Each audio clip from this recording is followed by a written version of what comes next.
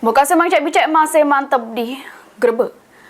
Tersangka penipuan sama penggelapan lintas provinsi ditangkap anggota unit Pidum Satreskrim Polres Oku Timur di Kabupaten Cilegon, Provinsi Banten.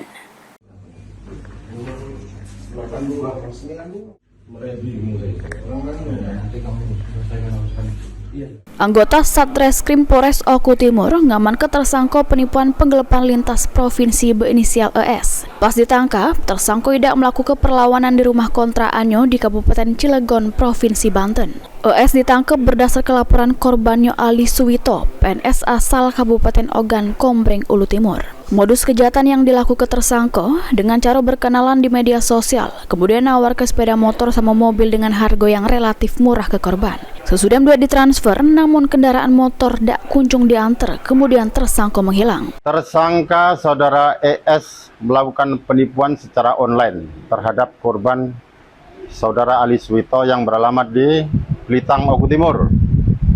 Pelaku melakukan penipuan dengan cara pelaku menawarkan kerjasama untuk bisnis sepeda motor dan kendaraan mobil dengan cara yaitu menawarkan kerjasama tersebut sehingga korban tergiur dan korban mengirimkan sejumlah uang 105 juta.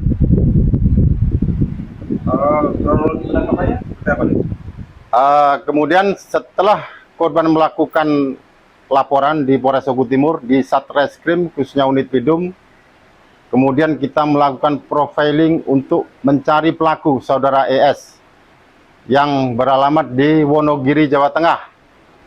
Kemudian kita deteksi pelaku berada di daerah Cilegon, Banten. Kemudian kita melakukan kerjasama dengan Polda Banten untuk mencari dan mengamankan pelaku yang kebetulan pelaku berada di kontrakan di daerah Cilegon, Banten. Setelah itu, setelah berhasil dilakukan penangkapan, pelaku dibawa ke Polres Oku Timur untuk dilakukan penyidikan atas kasus penipuan tersebut. Untuk pelaku saudara ES dikenakan dalam pasal 372 KUHP, junto pasal 378 KUHP dengan ancaman hukuman 4 tahun penjara.